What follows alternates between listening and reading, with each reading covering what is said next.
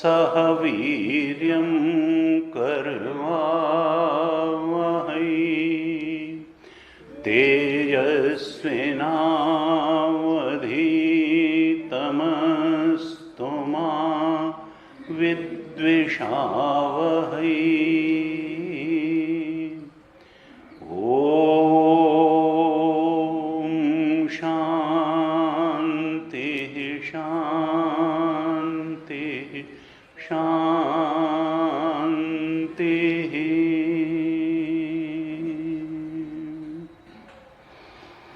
सदाशिवसमारम्भां शङ्कराचार्यमध्यमाम् अस्मदाचार्यपर्यन्तां वन्दे गुरुपरम्पराम्। अज्ञानतिमिरान्धस्य ज्ञानाञ्जनशलाकया चक्षुरुन्मीलितं येन तस्मै श्री गुरवे नमः। तस्मै श्री गुरवे नमः। शङ्करं शङ्कराचार्यं केशवं बादरायणं सूत्रभाष्यकृतौ वन्दे भगवन्तौ पुनः पुनः।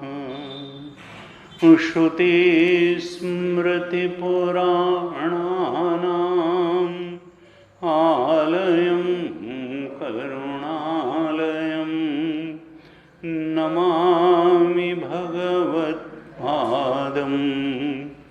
शङ्करं लोकशङ्करम्। ईश्वरो गुरुरात्मेति मूर्तिभेदविभागिने व्योमवद्व्याप्तदेहाय दक्षिणामूर्तये नमः। दक्षिणामूर्तये नमः।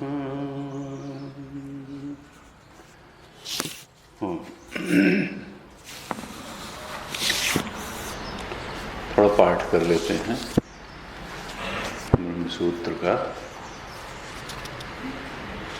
जो पिछली कक्षा में जो हमने दिया था कागज, वहाँ से पाठ करेंगे और आज के में भी थोड़ा सा पाठ करेंगे। ये 73 पेज ब्रह्मसूत्र का 73 पेज से पाठ करेंगे, या जो पिछली कक्षा में पेपर दिया था वहाँ से आप दोहराइएगा। तथा मनुष्यादिषु से 73 पेज। तथा मनुष्यादिषु नारकस्थावरान्तेषु सुखलवश्चोदनालक्षणधर्मसाध्यः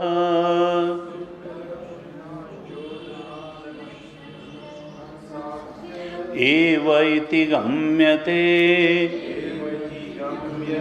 तारतम्येन वर्तमानः तथा ऊर्ध्वगतेषु अधोगतेषु च देहवत्सु दुःखतारतम्यदर्शनात् हेतोः अधर्मस्य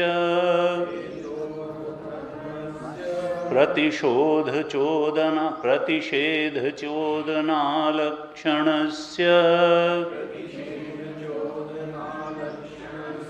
तद् अनुष्ठायिनां च तारतम्यं गम्यते एवं अविद्यादिदोषवताम्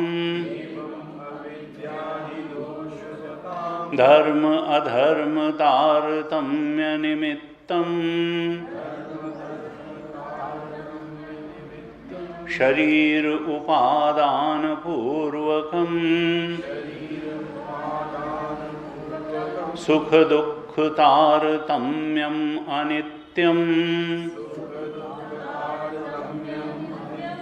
संसार रूपम्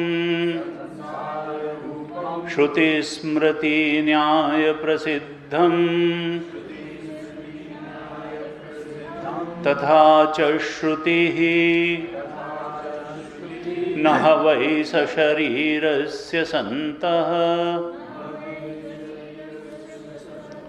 न वै सशरीरस्य सतः प्रिया प्रिययो अपहतिः अस्ति इति यथा वर्णितम् संसार रूपम् अनुवदति शरीरम् अशरीरं वा वसन्तम् न प्रिय अप्रिये स्पृशतः इति प्रिय प्रिय स्पर्शन प्रतिषेध चोदनालक्षण धर्म कार्यत्वम्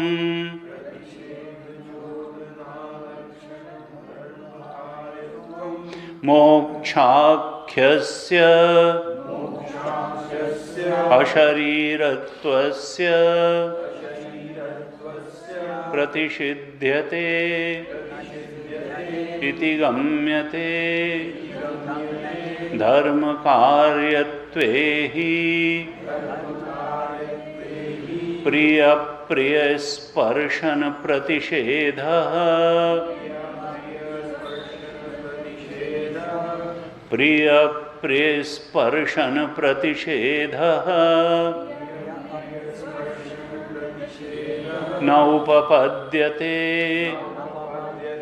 अशरीरत्वम् एव धर्म कार्यम् इति चेत् न तस्य स्वाभाविकत्वात् अशरीरं शरीरेषु अनवस्थेषु अवस्थितम् महान्तं विभुम् आत्मानं मत्वा धीरो न शोचति अप्राणो ह्यमनाः शुभ्रः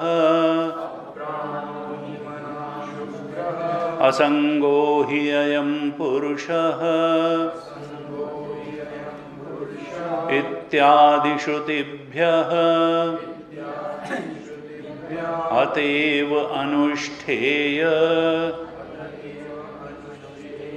कर्मफल विलक्षणम् मोक्षाख्यम् अशरीरत्वं नित्यम् इति सिद्धम् तत्र किंचित् परिणामि नित्यम् यस्मिन् विक्रियमाणे अपि तद एव इदम् इति बुद्धिः न विहन्यते यथा पृथिव्यादि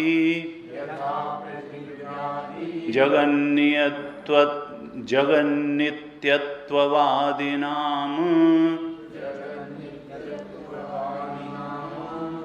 यथा च सांख्यानां गुणाः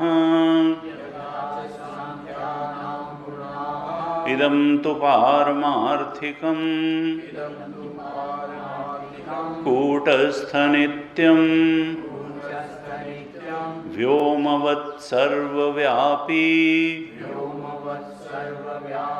सर्वविक्रियारहितं नित्यतृप्तं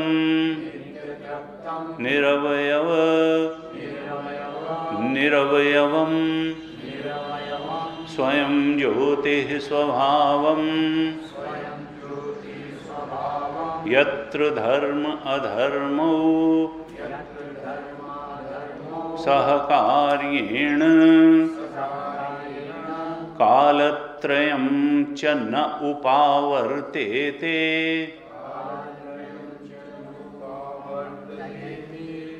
कालत्रयं च न उपावर्तेते तद एतद अशरीरत्वं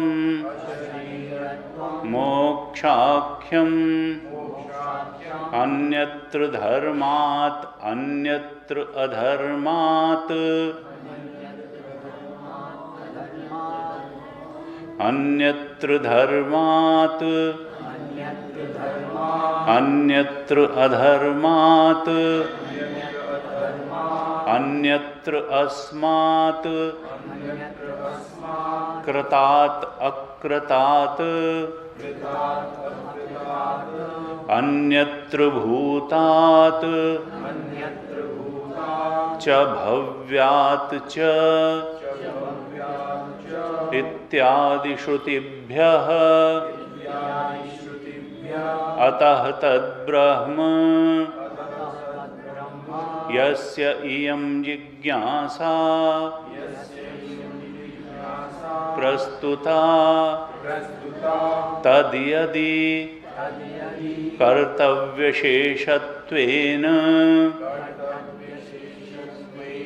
उपदिश्येत तेन च कर्तव्येन साध्यः चेत मोक्षः अभ्युपगम्येत अनित्य एव स्यात् तत्रैवं सति यथोक्त कर्मफलेषु एव तारतम्य अवस्थितेषु अनित्येषु कश्चित् अतिशयः मोक्षः इति प्रसज्येत नित्यः च मोक्षः सर्वे मोक्षवादिभिः अभ्युपगम्यते अतः न कर्तव्यशेषत्वेन ब्रह्म उपदेशः युक्तः अपि च ब्रह्मवेद ब्रह्मैव भवति क्षीयन्ते चास्य कर्माणि तस्मिन् दृष्टे परावरे आनन्दं ब्रह्मणो विद्वान् न बिभेति कुतश्चन अभयं वै जनकप्राप्तोऽसि तदात्मानम् एव अवेद अहं ब्रह्मास्मि इति तस्मात् तत्सर्वम् अभवत् तत्र को मोहः कः शोकः एकत्वम् अनुपश्यतः इति एवम् आद्याः श्रुतयः ब्रह्मविद्या अनन्तरम् मोक्षं दर्शयन्त्यः मध्ये कार्यान्तरं वारयन्ति तथा तद् एतद् पश्यन् ऋषिवामदेवः प्रतिपेद अहं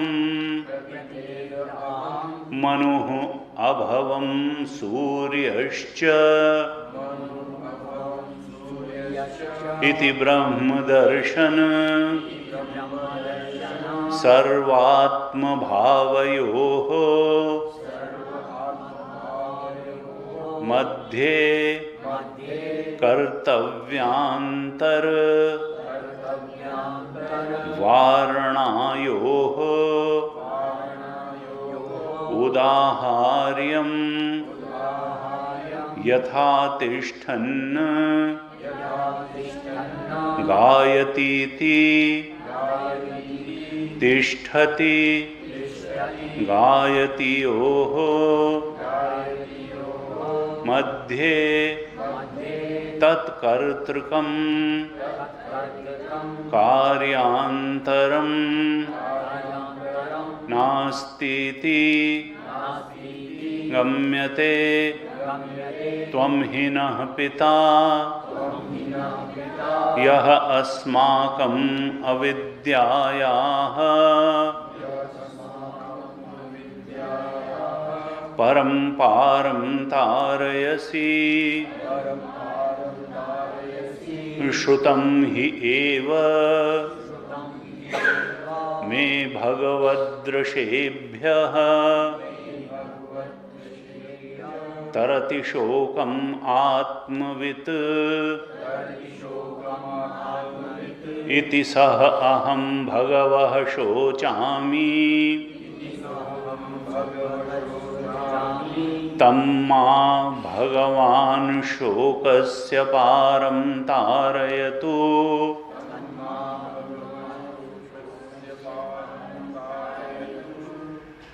सोऽहं भगवः शोचामि तम्मां भगवान् शोकस्य पारं तारयतु तस्मै मृदितकषाय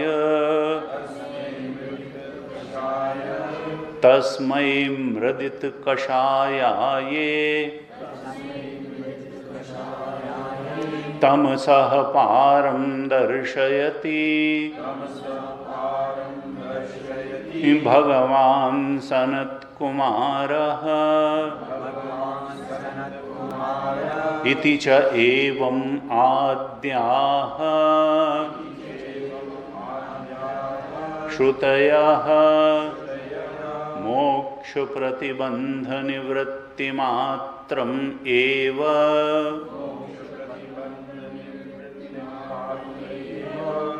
आत्मज्ञानस्य फलं दर्शयन्ति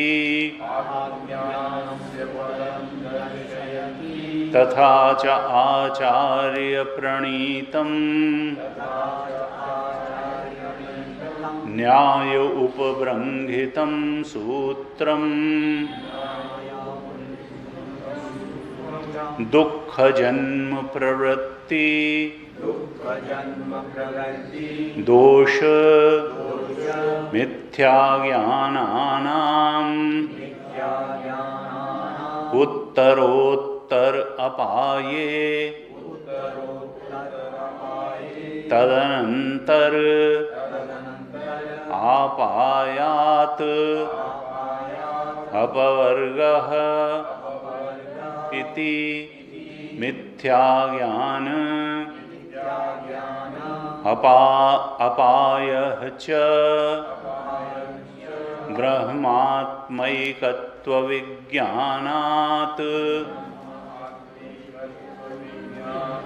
भवति न चैदं ब्रह्मात्मैकत्वविज्ञानम् संपदरूपं यथा अनंतं वै मनः अनंता विश्वे देवाः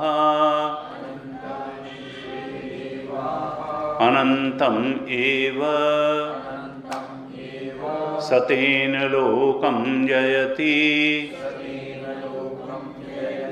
इति न च अध्यासरूपं यथा मनः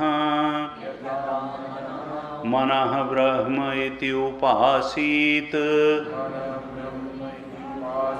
आदित्यो ब्रह्म इति आदेशः इति च मन आदित्यादिषु ब्रह्म दृष्टि अध्यासः न अपि विशिष्ट क्रियायोग निमित्तम् वायुर्वाव संवर्गः प्राणो वाव संवर्गः इतिवत् न अपि आज्यावेक्षण आज्य अवेक्षण आदिकर्मवत् कर्मांग संस्कार रूपम संपदादि रूपे हि ब्रह्मात्मैकत्व विज्ञाने अभ्युपगम्यमाने तत्त्वमसि अहं ब्रह्मास्मि अयम् आत्मा ब्रह्म इति एवम् आदीनां वाक्यानां ब्रह्मात्मैकत्ववस्तु प्रतिपादन परः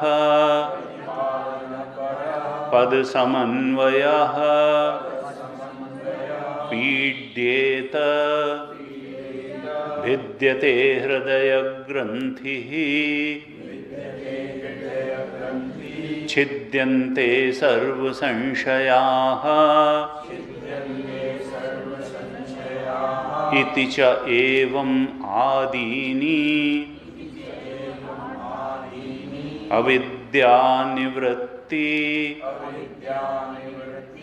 अविद्यानिवृत्ति फल श्रवणानि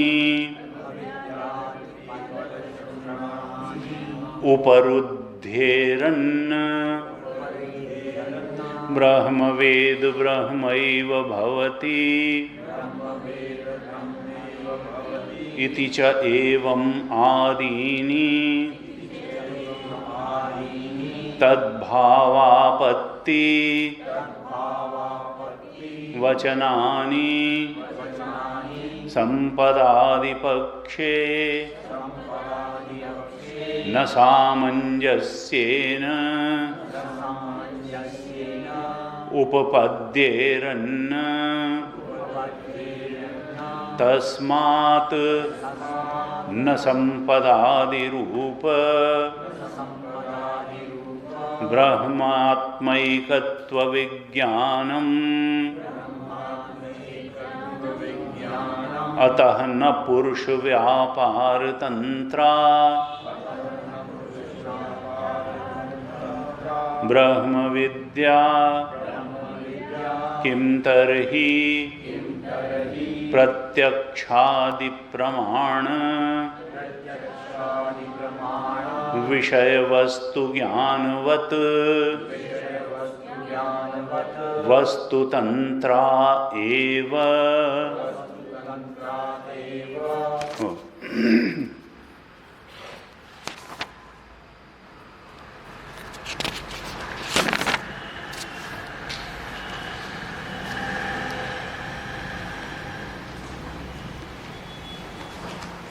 भाष्यकार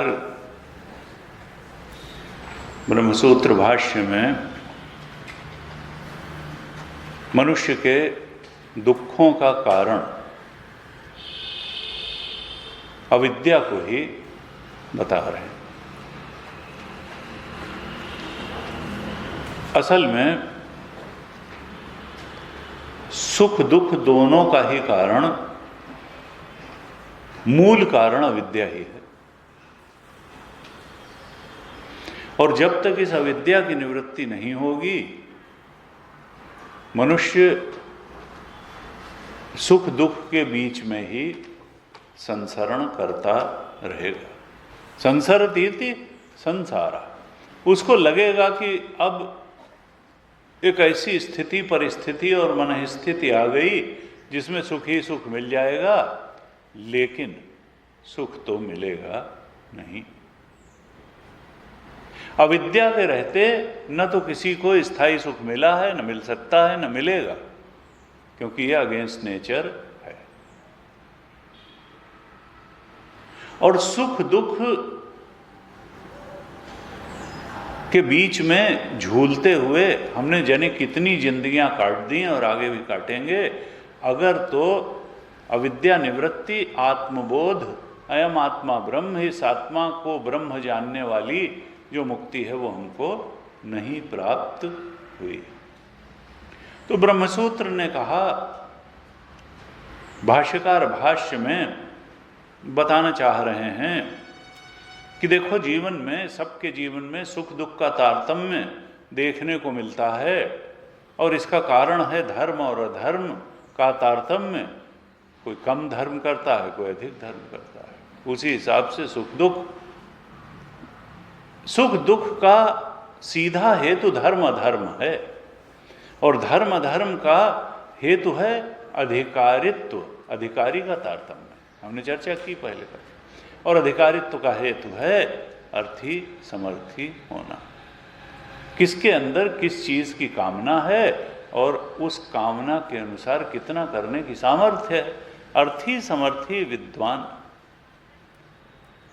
कहना क्या चाहते हैं कि देखो, कामना बढ़ाओ और सामर्थ्य भी बढ़ाओ। किस चीज की कामना बढ़ाओ? संसरण की नहीं, मुक्ति की, मुक्त होने की कामना बढ़ाओ, अविद्या निवृत्ति की कामना बढ़ाओ, उस आत्मा को ब्रह्म जानना ही जानना है, इस बात की कामना बढ़ाओ, और उसके लिए जो सामर्थ्य आवश्यक है उसको भी बढ़ाओ। नहीं तो फिर ये पुनरपि जन्मम पुनरपि मरणम और दुखालयम अशाश्वतम जो पुनर्जन्म है ये चलता रहेगा, क्योंकि फिर धर्म अधर्म करना फिर उस धर्म अधर्म के फलस्वरूप उत्तम अधम शरीर प्राप्त करना और उन शरीरों से सुख दुख भोगना, भाष्यकार ने कहा यही तो संसार है और ये अनित्य है। चाहे स्वर्ग जाओगे या इष्ट के लोक को जाओगे, कहीं भी जाओगे, वहाँ से फिर आना पड़ेगा, क्योंकि कोई भी स्थिति नित्य नहीं है, अनित्य है। और संसरण तो बना रहेगा। संसरण तभी समाप्त होगा, नित्य शाश्वत स्थिति तभी प्राप्त होगी जब इस चेतन को, आत्मा को ब्रह्म जान लिया जाएगा। और ये जाना जाएगा अविद्या की निवृत्ति से। अविद्याग्रस्त जीव के अंदर ही कामना होती है और उस कामना के फल स्वरूप वो कर्म करता है। क्योंकि अगर आत्मा तो आनंद स्वरूप है, आनंद की ही तो कामना होती है। अविद्या न रहे तो कामना ही नहीं होगी। जो कामना नहीं होगी तो कर्म क्यों करेगा? कर्म धर्म अधर्म रूप ही होता है। या तो शास्त्र विहित है तो धर्म होगा, शास्त्र विरुद्ध है तो अधर्म होगा। उसी से उत्तम अधम शरीर मिलते हैं और उनसे सुख दुख की प्राप्ति होती है। तो अनेक शरीर पाले ने और उन शरीरों के माध्यम से सुख दुख का भोग कर लेने, इनसे अज्ञान का नाश नहीं होता, विद्या का नाश नहीं होता, वासनाओं का क्षय नहीं होता, संचित कर्म का नाश नहीं होता। इसलिए वो जो मोक्ष नामक स्थिति है वो धर्म करके या कर्मकांड से प्राप्त नहीं हो सकती है।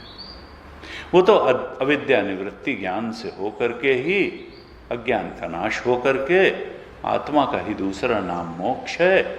आत्मा को ब्रह्मत्व, ब्रह्म रूप में जानते ही अभी और यही मोक्ष है।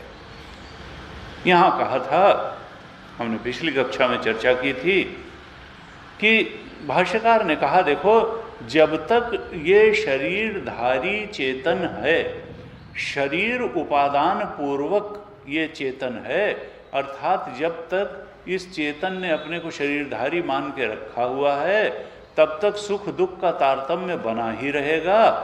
क्योंकि धर्म अधर्म भी बना रहेगा, कर्म बना रहेगा, अज्ञान बना रहेगा। क्योंकि अज्ञान के कारण ही तो ये चेतन अपने को शरीरधारी मानता है। जब ज्ञान से अज्ञान का नाश होगा और ये चेतन अपने को शरीर से अलग अशरीरी आत्मा के रूप में पहचान लेगा, जब अशरीरी आत्मा होने का बोध इसको हो जाएगा, तो वो अशरीरी आत्मा के रूप में अपने होने के बोध में प्रतिष्ठित हो जाना, यही तो मोक्ष है। अर्थात अपने को देहधारी, ये देह न जान करके अशरीरी आत्मा जान लेना। अज्ञान के कारण जो अपने को देह मान के बैठा था, उस अज्ञान का नाश हो जाए और अपने को अशरीरी आत्मा जान ले, यही मोक्ष का स्वरूप है। अखंडानंद महाराज कहते थे, देखो आदमी अपने को बड़ा समझदार समझता है, हर आदमी अपने को समझदार समझता है, और अपने को समझदार मानने वाला व्यक्ति क्या करता है? पैसा नहीं छोड़ सकता है। वो अपने संबंधियों को भी नहीं छोड़ सकता है। मानता है समझदार, पैसा छोड़ नहीं सकता है, संबंधियों को छोड़ नहीं सकता है, और तो और देहगत विशेषताओं को नहीं छोड़ सकता है। हम इतने लंबे हैं, हम इतने चौड़े हैं, हम इतनी उम्र के हैं, तो देह से तुम्हारा कोई रिश्ता थोड़ा है ना, देह के रिश्तेदारों से। तुम तो आत्मा हो, तुम तो शुद्ध चेतन हो। अपने को समझदार मानता है, लेकिन पैसे से संबंध का त्याग नहीं कर सकता, पैसे से आसक्ति तादात्म्य का त्याग नहीं कर सकता, संबंधियों से आसक्ति तादात्म्य का त्याग नहीं कर सकता, और तो और देहगत विशेषताओं को छोड़ नहीं सकता है। कुल मिलाकर अर्थ इतना है कि उसके जीवन में वैराग्य प्रस्फुटित अभी नहीं हुआ है। अभी वो आसक्ति पूर्वक तादात्म्य करके उन चीजों से आसक्ति और तादात्म्य करके बैठा हुआ है जो वो है नहीं, जो उसकी है नहीं। और वो तो बड़े कस के कह देते थे कि ऐसा समझदार आदमी इस मल मूत्र और विष्ठा की पोटली के नरक में अर्थात शरीर में मैं को फंसा करके बैठा हुआ है।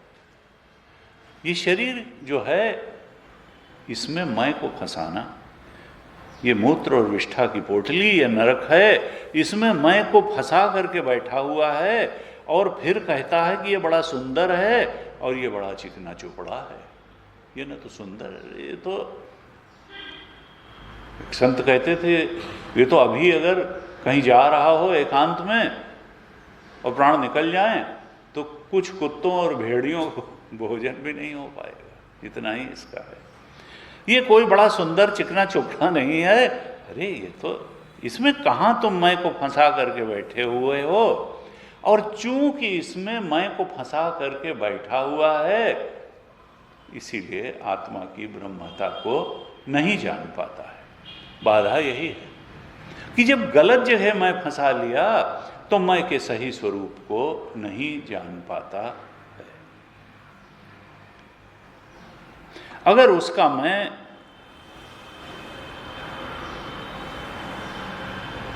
उन बातों को मैं फंस गया, तादात्म्य कर लिया, आसक्ति कर ली जो मैं का स्वरूप है नहीं, तो फिर जो सच्चा स्वरूप है, जो ब्रह्म स्वरूप है चेतना का, उसको जानने में कठिनाई आ जाएगी।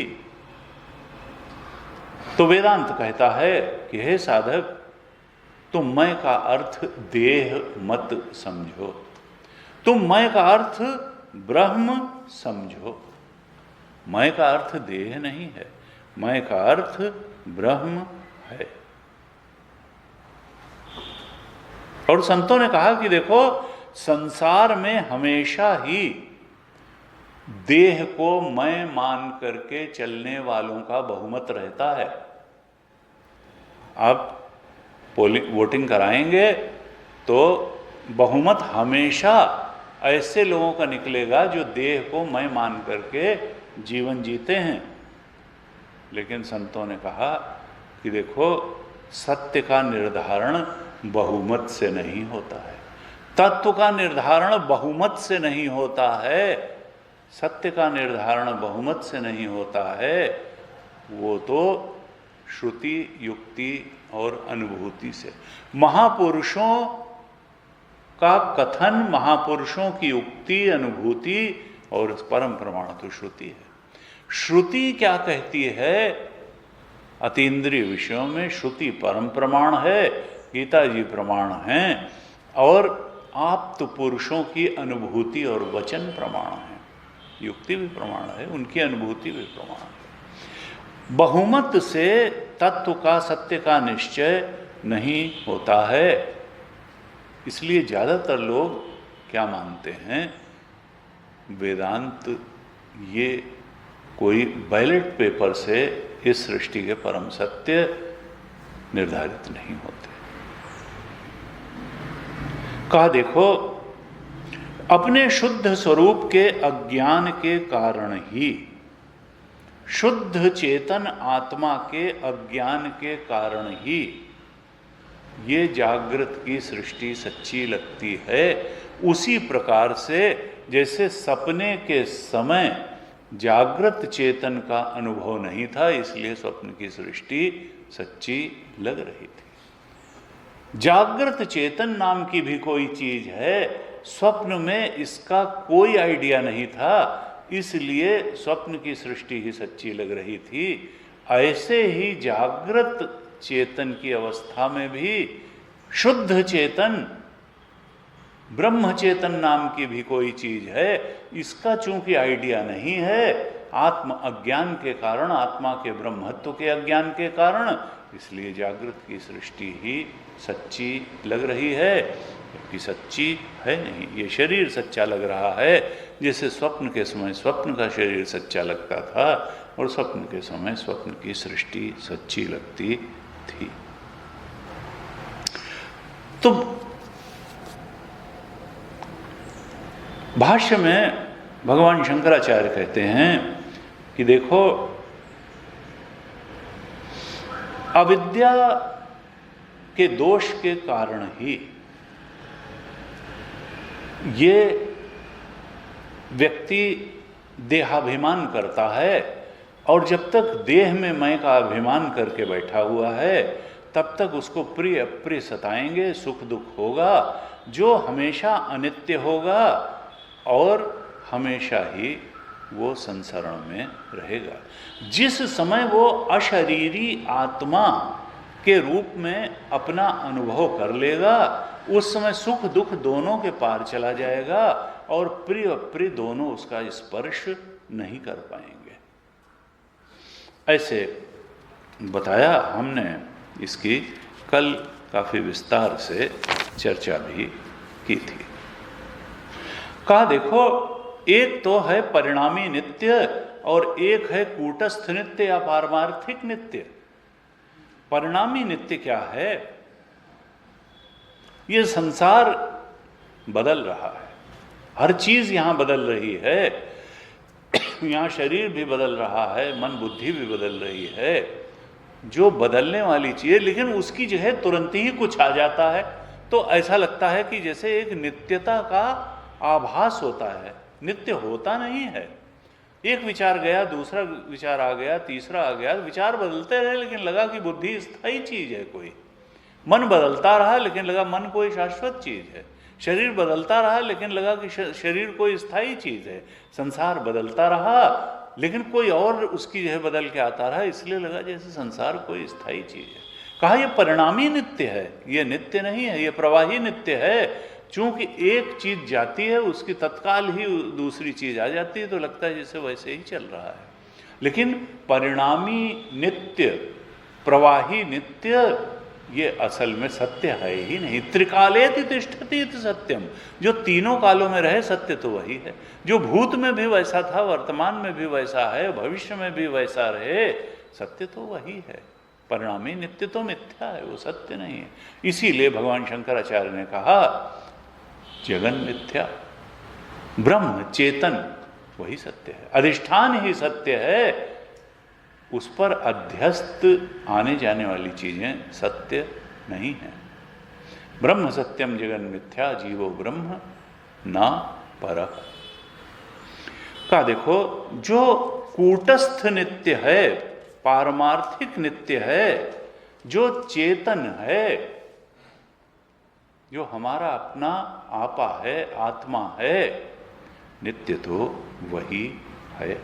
और ऐसे उस कूटस्थ नित्य चेतन में असल में वो जीव चेतन है नहीं, वो तो परमात्म चेतन ही है। और उसके साथ कभी सुख दुख का स्पर्श भी नहीं हुआ, प्रिय अप्रिय का स्पर्श भी नहीं हुआ। असंगो ही अयम पुरुष, ये परमात्म चेतन, ये शुद्ध चेतन तो हमेशा असंग है। दूसरी कोई चीज की सत्ता हो तब तो उससे स्पर्श करे। प्रतीयमान सर्प ने रज्जु का कभी स्पर्श ही नहीं किया। वो अज्ञानी दृष्टा की दृष्टि में ही होता है प्रतीयमान सर्प, रस्सी में वो होता ही नहीं। असल में मिथ्या चीज कभी भी वहां नहीं होती जहां वो दिखती है। मिथ्या चीज हमेशा देखने वाले की बुद्धि में होती है। मिथ्या वस्तु हमेशा देखने वाले की बुद्धि में होती है, वो जहां दिखाई देती है वहां होती ही नहीं है।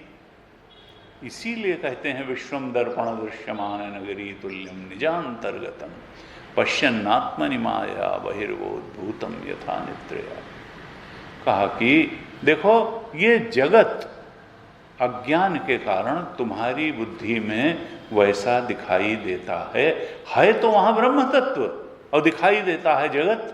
है एकता, ब्रह्म की एकता, और दिखाई देती है जगत की अनेकता। है तो परमात्म चेतन, और अनुभव में आते हैं अनेक जीव चेतन। का अनुभव में आना प्रमाण नहीं है, सत्य प्रमाण है। कहा ऐसा जो परमात्म चेतन है उसको वो धर्म से अन्य है, वो अधर्म से भी अन्य है, वो कृत से भी अन्य है, वो अकृत से भी अन्य है। वो न किसी चीज का कारण है और न उसका कोई कारण है, न वो किसी का कार्य है, न उसका कोई कार्य है। उसके अलावा कुछ है ही नहीं तो कार्य उसका क्या होगा, और उसके अलावा कुछ था ही नहीं तो कारण उसका, उसके न पिताजी हैं न पुत्र हैं, कुछ भी नहीं, वो जैसा का तैसा है। और वो धर्म से भी नहीं, धर्म और धर्म का फल सुख भी उसको छू नहीं गया, और अधर्म और अधर्म का फल दुख भी उसको छू ही नहीं गया। कहा अन्यत्र भूताच्च भव्याच्च, वो भूत से भी अन्य है और वो भविष्य से भी अन्य है। श्रुतियां इस प्रकार से मोक्ष का स्वरूप बताती हैं। कहा कि कल भी हमने चर्चा की थी, भाष्यकार कहते हैं इसलिए यहां इसी ब्रह्म की जिज्ञासा है। ब्रह्मसूत्र जिस ब्रह्म की जिज्ञासा कर रहा है वो ये वाला ब्रह्म है, वो तुम्हारे धर्मशास्त्र के फल स्वरूप उत्पन्न होने वाले किसी अदृष्ट से उत्पन्न फल वाले ब्रह्म की जिज्ञासा यहाँ ब्रह्मसूत्र में नहीं की जा रही है। वो कर्तव्य विधि का अंग नहीं है, वो उपासना विधि का अंग नहीं है, वो तो ब्रह्म विद्या द्वारा आत्म अज्ञान का नाश करने से अनुभव में आया जो स्वरूप सिद्ध ब्रह्म तत्व है, जो सिद्ध है, जो साध्य नहीं है, जो धर्मानुसारी कर्म करने से भविष्य में फल के रूप में आने वाला तत्व नहीं है, बल्कि नित्य सिद्ध वस्तु है, ऐसा वो ब्रह्म तत्व, वो ब्रह्मसूत्र का जिज्ञास्य है। वो सिद्ध वस्तु है, वो साध्य वस्तु नहीं है, वो फल रूप नहीं है, वो तो नित्य है। केवल अज्ञान का पर्दा वहां से हटना है, उत्पन्न नहीं होना। उत्पन्न होना होता तो कर्म और उपासना से वो उत्पन्न होता, वो तो नित्य सिद्ध है, उत्पन्न नहीं होना है। फल रूप नहीं है, वो केवल अविद्या निवृत्ति रूप है, फल रूप नहीं है कि किसी कर्म के फल के रूप में या उपासना के फल के रूप में उसका सृजन होगा, वो उत्पन्न होकर के प्राप्त होगा, ऐसा नहीं है। वो तो स्वरूप है, वो नित्य सिद्ध है, वो अपना आपा है, और उसको जानने के लिए केवल अविद्या निवृत्ति की आवश्यकता है। और ये अविद्या निवृत्ति का भी फल नहीं है, वो तो ऑलरेडी है। अविद्या एक प्रकार का प्रतिबंध बनी हुई थी उस नित्य सिद्ध वस्तु के अनुभव में। तो ज्ञान क्या करता है, वो ब्रह्मत्व, इस चेतना के ब्रह्मत्व की उत्पत्ति नहीं करता है। वो आत्मज्ञान भी फल देने वाला नहीं, आत्मज्ञान का फल ब्रह्मबोध नहीं है। वो केवल आत्मज्ञान अविद्या के प्रतिबंध की निवृत्ति करता है। वो तो पहले भी था, हमारा आत्मा ब्रह्म पहले भी था। जब हम अपने को देह माने हुए थे तब भी वो चेतन ब्रह्म ही था, जब हमने उसको जीव माना तब भी वो ब्रह्म ही था। वो कोई आत्मज्ञान आत्मा के ब्रह्मत्व के फल को नहीं प्रकट करता है। वो तो हम माने चाहे न माने, वो तो आत्मा तो ब्रह्म है ही, हमेशा था, है और रहेगा। अज्ञान के कारण हमने अपने को कभी स्थूल देह माना, कभी जीव माना। केवल अज्ञान के कारण इन प्रतिबंधों की निवृत्ति वेदांत ज्ञान कर देता है। वो आत्मा के ब्रह्मत्व रूपी फल को उत्पन्न नहीं करता है। ये ज्ञान भी फल देने वाला नहीं है, केवल अविद्या के प्रतिबंध की निवृत्ति ही आत्मज्ञान करता है। यानी आत्मज्ञान का फल ब्रह्मबोध नहीं है। आत्मज्ञान तो केवल अविद्या निवर्तक है, प्रतिबंध निवर्तक है। बाकी तो आत्मा हमेशा ही ब्रह्म था, है और रहेगा। एक किसी महात्मा ने कहा कि देखो, तुम यही मान करके जीवन जीना शुरू करो कि सब कुछ ईश्वर का है, तुम्हारा कुछ नहीं है। ये घर भी ईश्वर का है, तुम्हारा शरीर भी ईश्वर का है, ये बच्चे भी ईश्वर के हैं, तुम्हारा बैंक बैलेंस भी ईश्वर का है, तुम्हारी गाड़ी भी ईश्वर, सब कुछ ईश्वर का है। ये मान करके जीवन जीना शुरू करो तो तुम्हारी आध्यात्मिक उन्नति होगी। और उन्होंने कहा देखो, अगर तुम ये नहीं भी मानोगे तो है तो अभी भी सब ईश्वर का ही। तुम खामखा तुमने ये एक ठो बीच में कर रखा है कि ये तुम्हारा है, अभी सत्य यही है कि सब कुछ ईश्वर का है। तुम्हारा असल में कुछ भी, शरीर तक तो तुम्हारा है नहीं ना, है अभी भी सब ये एक उच्चतर सत्य है कि सब ईश्वर का है। फिर भी तुम उस सत्य का अगर बोध नहीं कर सकते हो तो कम से कम ये मान के ही जीना शुरू करो कि सब कुछ ईश्वर का है, तुम्हारा कुछ नहीं है। और इसको हम लोग ताली बजा बजा के भजन में गाते तो बहुत हैं, लेकिन इसके गहरे बोध में तेरा तुझको अर्पण क्या लागे मेरा, ओम जय जगदीश हरे, और कभी बोध के रूप में नहीं जो है उसको करेंगे कि नहीं वास्तव में ही हमारा कुछ नहीं है, सब कुछ तो ईश्वर। ये एक फैक्ट है, ये एक सत्य का प्रकटीकरण है कि हम माने और चाहे न माने है सब ईश्वर का ही। इसी प्रकार से कहा कि ये आत्मा है ब्रह्म ही, चाहे हम माने चाहे अज्ञान के कारण अगर हम अपने को देह मानेंगे तब भी आत्मा ब्रह्म ही रहेगा, जीव मानेंगे तब भी आत्मा ब्रह्म ही रहेगा। हम अगर उस सत्य को अज्ञान के कारण चाहे जितना नकारेंगे, हमारे नकारने से गुरुत्वाकर्षण का नियम नहीं बदल जाएगा, सूरज चंद्र की गति नहीं बदल जाएगी, प्रकृति के सिद्धांत, प्रकृति के सत्य वही रहने वाले हैं। कहा कि देखो, ये जो अहंकार है यही आत्मा के ब्रह्मत्व के बोध में बाधा बना हुआ है। अहम ही बाधा बना हुआ है। स्थूल देह से जब चेतन तादात्म्य करके उसको मैं मानता है तो ये स्थूल अहम है, और जब सूक्ष्म शरीर से तादात्म्य करके चेतन उसको मैं मानता है तब वो सूक्ष्म अहम है। अब आत्मा को ब्रह्म जानने के लिए, चेतन को ब्रह्म जानने के लिए, उस बोध में गहराई से प्रतिष्ठित होने के लिए ये स्थूल अहम की भी निवृत्ति होनी चाहिए और सूक्ष्म अहम की भी निवृत्ति होनी चाहिए। यानी जो स्थूल देह से ये चेतन मैं करके बैठा हुआ है इसकी भी निवृत्ति होनी चाहिए, और जो सूक्ष्म शरीर से मन बुद्धि से मैं के साथ तादात्म्य करके उसमें उसको मैं मान के बैठा हुआ है, उस सूक्ष्म अहम की भी निवृत्ति होनी चाहिए। इसके लिए दो टेक्निक वेदांत बताता है।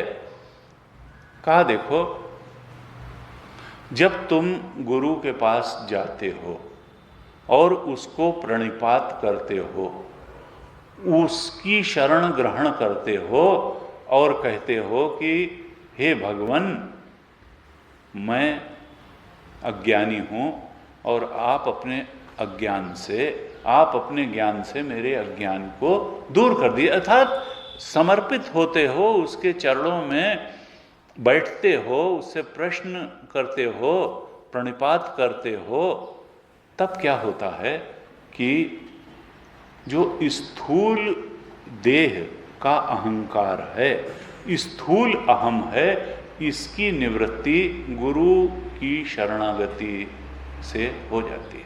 जब गुरु को शरणागत होते हो तो स्थूल अहम की निवृत्ति होती है। अब बचा सूक्ष्म अहम, जो मन बुद्धि के साथ को मैं मान के बैठे हुए हो। कहा जो सूक्ष्म अहम है इसकी निवृत्ति वेदांत ज्ञान से होती है। जीवत्व की निवृत्ति वेदांत ज्ञान से हो जाती है। सूक्ष्म शरीर से जो तादात्म्य करके उसको मैं मान करके बैठा हुआ है जीव, वेदांत ज्ञान से उस सूक्ष्म अहम की निवृत्ति हो जाती है। गुरु शरणागति से, गुरु को प्रणिपात करने से स्थूल अहम की निवृत्ति हो जाती है। इसलिए बार बार कहा कि गुरु के पास तद विज्ञानार्थम सगुरुमेवाभिगच्छेत समित पाणि श्रोत्रियम ब्रह्मनिष्ठम। गुरु के पास जाओगे, प्रणिपात करोगे तो फिर स्थूल अहम की निवृत्ति होगी, और जब वो ज्ञान का उपदेश करेंगे, उसको ग्रहण करोगे, तो सूक्ष्म अहम की भी निवृत्ति हो जाएगी, और तब फिर आत्मा अपने सहज स्वरूप में प्रकाशित हो जाएगी। अब कहा कि देखो, ये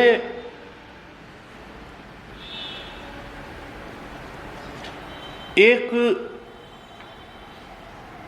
जो हम नहीं जान पाते चेतन को ब्रह्म रूप में, चेतना के ब्रह्मत्व को न जानने का कारण क्या है कि है तो ब्रह्म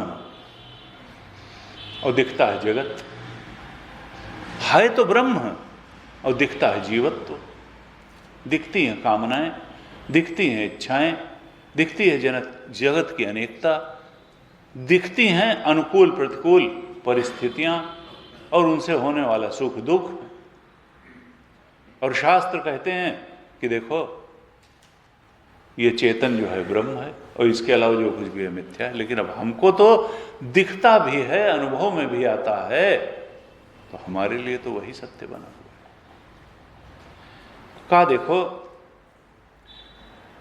रस्सी में सांप दिखता है लेकिन होता नहीं है, यद्यपि दिखता भी है और भय भी लगता है उससे। ऐसे ही जगत दिखता भी है और इससे सुख दुख भी। रस्सी माला दिखेगी तो सुख हो जाएगा, लाओ ये मिल गई, डंडा दिखेगा तो लगेगा ले लें। ऐसे जो है, अगर भूछिद्र दिखेगा तो उदासीन हो जाएगा, न लेना है न देना है। ऐसे ही अनुकूल प्रतिकूल सुहर्ण मित्रार उदासीन मध्यस्थ देश बंधुषु साधुष्वपि च पापेषु समबुद्धिर विशिष्यते। गीता में क्यों? क्योंकि उसके लिए मिथ्या हो गया। अब उसके लिए न वहाँ सांप है, न माला है, न डंडा है, न वो छिद्र है, न जलधारा है, वो क्या, न अनुकूल है, न प्रतिकूल है, न बीच का है, कुछ भी नहीं, वहाँ है ही नहीं कुछ। तो फिर तादात्म्य का ऐसे करना क्यों करना? सुख की क्या बात है और दुख की क्या बात है, अनुकूल क्या है और प्रतिकूल क्या है। कहा देखो, दिखता भी है और अनुभव में भी आता है, लेकिन इसका मतलब ये नहीं कि वो वहाँ है और सच्चा है। फिर कहा देखो, इस पुरुषः स्थाणु, एक स्थाणु ठूंठ है और वहाँ आदमी दिखा, भूत दिखा, पुलिस वाला दिखा, चोर दिखा, अपनी अपनी भावना के अनुसार किसी किसी को कुछ कुछ दिखा। लेकिन बाद में सुबह जाकर के ज्ञान के प्रकाश में जब देखा तो सबको लगा, चोर देखने वाले को, पुलिस देखने वाले को, भूत देखने वाले को, सबको वहाँ ठूंठ ही दिखा और कुछ नहीं दिखा। अब अगर वहाँ ठूंठ देखना है, सत्य देखना है, क्योंकि अधिष्ठान क्या था? अधिष्ठान तो वो स्थाणु था, ठूंठ था, पुरुष वहाँ सत्य नहीं था, स्थाणु सत्य था, वही अधिष्ठान था। अधिष्ठान ही सत्य था, जो उस पर आरोपित पुलिस, चोर या प्रेत आदि थे वो सत्य नहीं थे। अगर हमको अधिष्ठान को देखना है तो हमको मिथ्या का बाध करना ही पड़ेगा। बिना मिथ्या का बाध किए, मिथ्या आरोपण का बाध किए बिना अधिष्ठान का ज्ञान नहीं होगा। और ये भी है कि अधिष्ठान का ज्ञान हुए बिना मिथ्या का पूरी तरह से बाध भी नहीं होगा। जब तक रस्सी को रस्सी के रूप में नहीं पहचाना जाएगा, तब तक एकदम से ये नहीं मालूम पड़ेगा कि न सांप है, न माला है, न भूछिद्र है। इसको वेदांत की भाषा में कहते हैं बाध करके अधिष्ठान का ज्ञान करना। मिथ्या का बाध करके अधिष्ठान का ज्ञान करना, इसको कहते हैं बाध सामानाधिकरण्य, बाध सामानाधिकरण्य, यानी अधिकरण रूप से, अधिष्ठान रूप से एक ही है। जगत की अनेकता का अधिष्ठान भी वही है। वही जो स्थाणु में प्रेत दिख रहा था उसका भी अधिष्ठान वही था, जो पुलिस जिसको दिख रही थी उसका भी, जिसको चोर दिख रहा था उसका भी रस्सी ही अधिष्ठान थी, जिसको सर्प दिखा, जिसको माला, भूछिद्र, डंडा, जलधारा, जो भी दिखी अधिष्ठान वही था।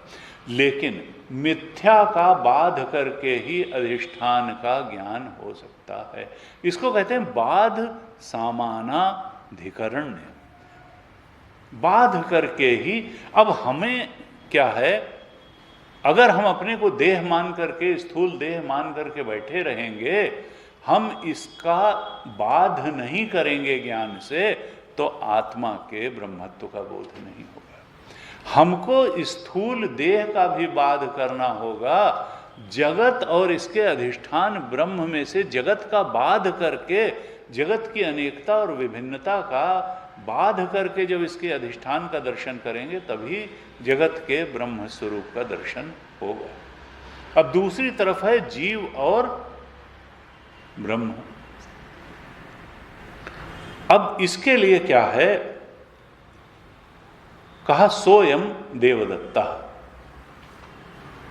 देवदत्त 20 साल पहले मिला और 20 साल बाद फिर मिला, तो किसी ने बताया, कोई पहचान नहीं पाया। ज्ञानी गुरु ने कहा सोयम देवदत्ता, अरे ये वही देवदत्त है जो 20 साल पहले तुमको मिला था। तो क्या देवदत्त बदल गया?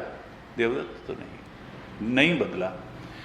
यह देवदत्त बिल्कुल वही है जो 20 साल पहले वाला था। तुम पहचान नहीं पा रहे हो केवल। ये इसका नेचर बिल्कुल वही है जो पहले था। नेचर कुछ नहीं बदला, केवल अज्ञान के कारण पहचान नहीं हो पा रही। तो जगत में और जगत के अधिष्ठान ब्रह्म में तो मिथ्या और सत्य का संबंध था, लेकिन जीव और जीव के अधिष्ठान में मिथ्या और सत्य का संबंध नहीं है। ये दोनों ही सत्य हैं, केवल जीव की ब्रह्म के रूप में पहचान नहीं हो पा रही है। इसको शास्त्र की भाषा में कहते हैं मुख्य सामानाधिकरण्य। वो था बाध सामानाधिकरण्य। और जीव और ब्रह्म का क्या रिलेशन है? ये है मुख्य सामानाधिकरण्य। इसमें मुख्य, ये इनका नेचर बिल्कुल एक जैसा है। जगत और ब्रह्म का संबंध जो था, जगत को ब्रह्म जानने के लिए जगत का बाध करके ही ब्रह्मत्व को जाना जा सकता है, जगत के अधिष्ठान को। लेकिन यहां जीव तो जैसा है वैसा ही ब्रह्म है। अज्ञान के कारण हम उसको, उसमें कुछ भी बदलाव, घटाकाश जैसा है वैसा ही महाकाश है। उसके नेचर में कोई ये नहीं है कि घटाकाश का बाध करके तो वो जो है महाकाश होगा। न, अयम आत्मा ब्रह्म। आत्मा जैसा है वैसा ही उसको ब्रह्म जाना जाएगा, क्योंकि दोनों में कोई अंतर है ही नहीं।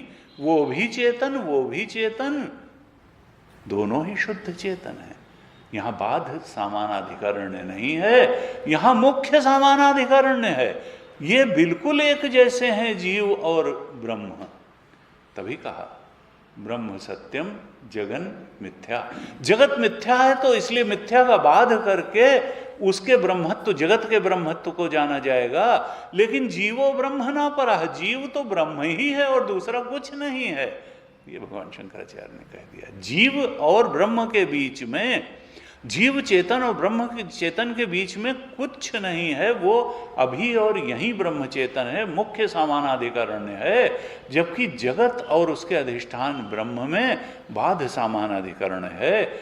जगत मिथ्या है और जगत के मिथ्यात्व को मिथ्या जान करके तब अधिष्ठान ब्रह्म को जाना जाएगा। और फिर जो जीव का सत्य वही जगत का सत्य और वही ईश्वर का भी सत्य। तत्त्वम् असि। कहा देखो, जब हम, अब इसको एक दूसरी दृष्टि से भी समझने की बात है। किस चेतन में और किस जीव के किस स्वरूप में, आत्मा के किस स्वरूप में और ब्रह्मत्व में मुख्य सामानाधिकरण है। तो कहा देखो, अगर तुमने अपने को देहात्मा माना, यानी इस देह को ही तुम आत्मा मान करके बैठे हुए हो, तब तुमको बाध सामानाधिकरण की प्रक्रिया अपना करके और इसके ब्रह्मत्व को जानना पड़ेगा, क्योंकि ये मिथ्या है, ये बिल्कुल संसार का पार्ट है। अगर देहात्मा को तुमने आत्मा अभी तक मान रखा है, तब तुम बाध सामानाधिकरण की शैली से ही आत्मा और ब्रह्म की एकता को समझ पाओगे। यानी देहात्मा का बाध करके पहले तुमको शुद्ध आत्मा, यथार्थ आत्मा तक पहुंचना पड़ेगा। तो उस शुद्ध आत्मा का ब्रह्म के साथ मुख्य सामानाधिकरण है, देहात्मा का नहीं है। देहात्मा का तो बाध करना पड़ेगा, जीवात्मा का भी बाध करना पड़ेगा। अगर तुमने सूक्ष्म शरीर से तादात्म्य किए हुए चेतन को ही शुद्ध आत्मा मान लिया है तो गलती पर हो। ये गीता जी में 3 प्रकार के आत्मा का बताया गया, देहात्मा, जीवात्मा और यथार्थ आत्मा। तो देहात्मा का बाध करेंगे, जीवात्मा का बाध करेंगे, तब ये ब्रह्मत्व की पहचान होगी इसके। लेकिन जो शुद्ध आत्मा है, जो न देहात्मा है न जीवात्मा है बल्कि यथार्थ आत्मा है, उसके साथ ब्रह्म का मुख्य सामानाधिकरण है, वो तो ब्रह्म रूप ही है। इस प्रकार से कहा कि देखो, आत्मा ब्रह्म ही है, अयम आत्मा ब्रह्म। क्यों? आत्मा का कभी बाध ही नहीं होता। तुम कभी ये नहीं सोच सकते कि मैं नहीं हूं। ना अहम अस्मि इति, ये बोध कभी किसी को न हुआ, न है, न हो सकता है। सब कुछ के न होने का बोध हो सकता है, अपने न होने का बोध कभी किसी को हो ही नहीं सकता है। इसलिए अगर यह आत्मा, हमारा अपना आपा, हमारा अपना चेतन,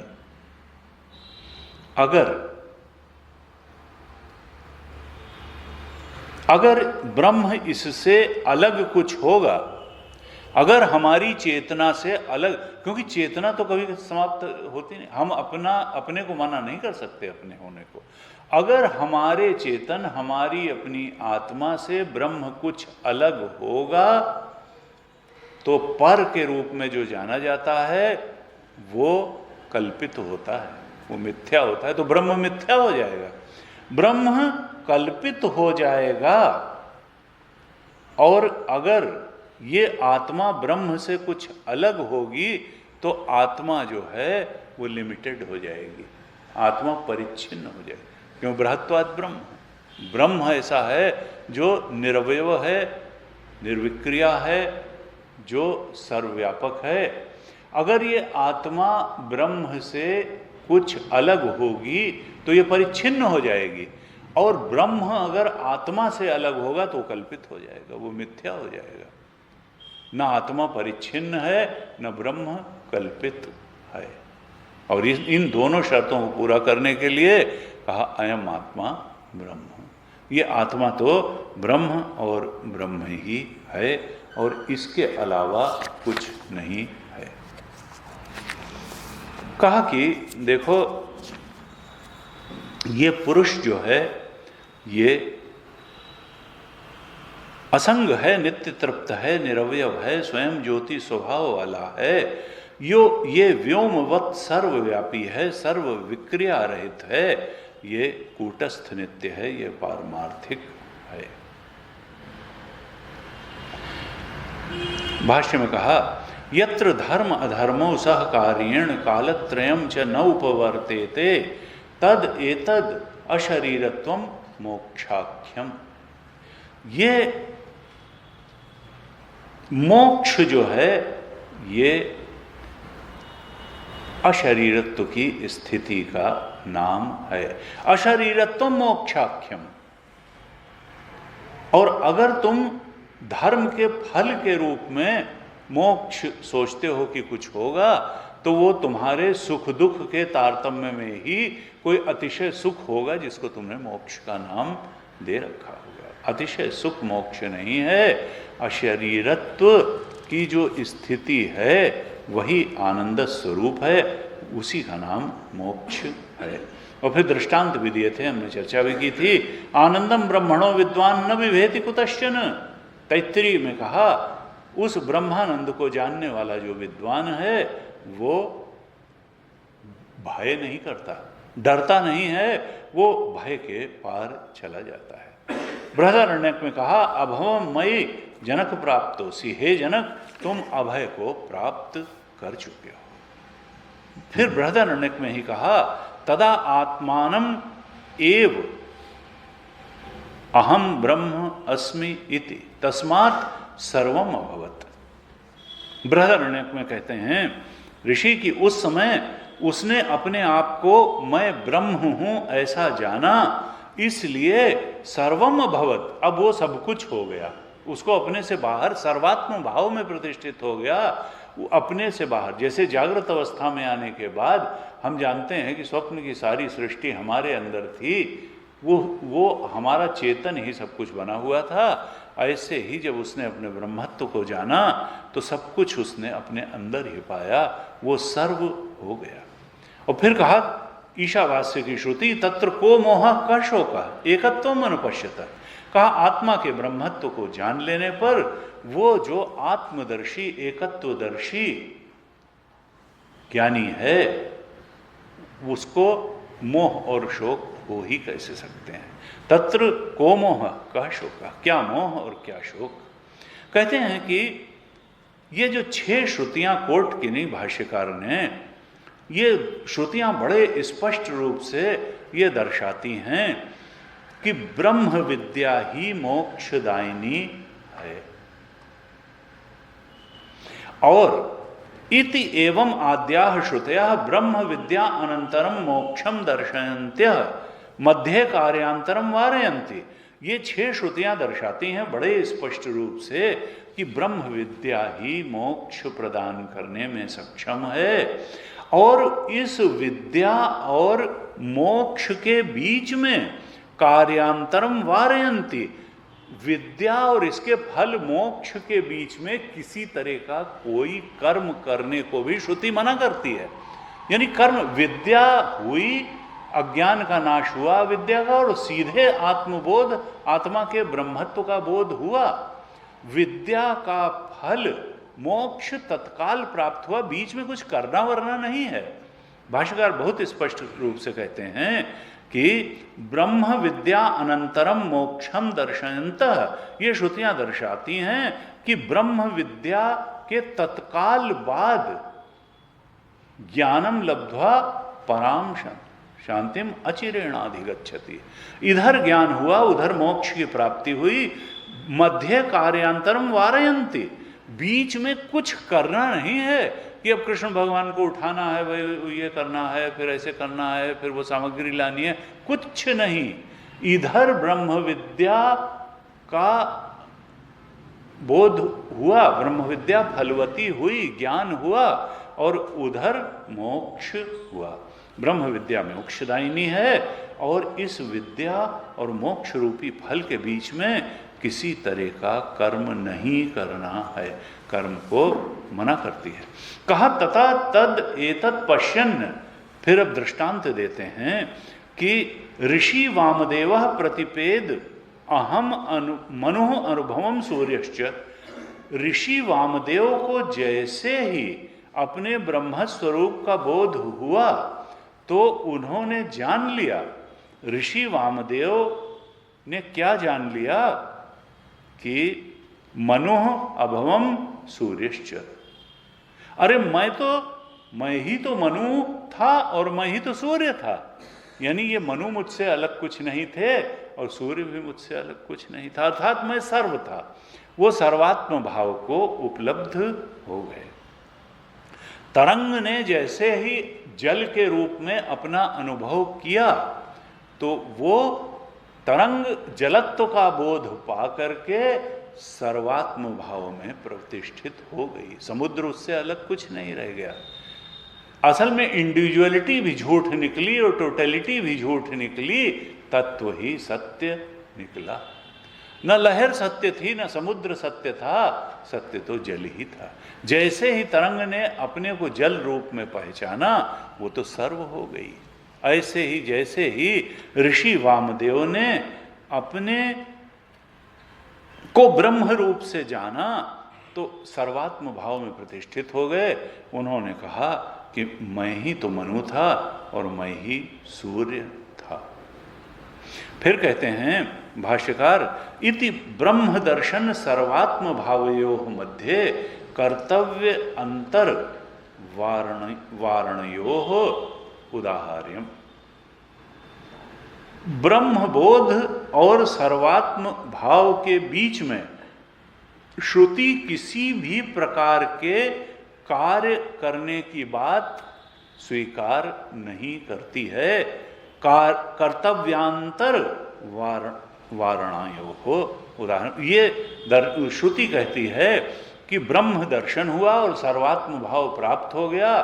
ब्रह्म विद्या जैसे ही फलवती हुई, वो सर्वात्म भाव में वामदेव स्थित हो गए। अब उनको इन दोनों के बीच में कुछ करना नहीं था, न कोई उपासना करनी थी, न कोई कर्मकांड करना था। किसी प्रकार का कार्यांतर ब्रह्मबोध और सर्वात्म भाव के बीच में श्रुति किसी प्रकार का कार्यांतर नहीं मानती है। और दृष्टांत देते हैं, यथा तिष्ठन् गायति इति तिष्ठति गायति योह मध्ये तत्कर्तृकम कार्यांतरम न अस्ति इति गम्यते। कहते हैं जैसे कोई गाने वाला स्टेज पे बैठा हुआ है, तो वो बैठा है और फिर गा रहा है, तो बैठने और गाने की क्रिया के बीच में कोई ये नहीं है कि वो थोड़ा मार्केटिंग भी कर आया, तीसरी कोई क्रिया नहीं है। वो बैठना और गाना गाना दोनों के बीच में कोई तीसरी क्रिया नहीं करता है। इसी तरीके से ब्रह्म बोध हुआ और ब्रह्म बोध और सर्वात्म भाव की प्राप्ति के बीच में कोई तीसरा काम नहीं हुआ। जैसे बैठने और गाने के बीच में कोई तीसरी क्रिया वो नहीं कर रहा है, ऐसे ही ब्रह्म बोध और सर्वात्म भाव के बीच में श्रुति किसी प्रकार का कार्यांतर नहीं मानती है। इसके बाद में श्रुतियों से ही अन्य दृष्टांत देते हैं। इन पर हम अगली कक्षा में विचार करेंगे। बड़े सुंदर सुंदर दृष्टांत हैं। आज ही तक।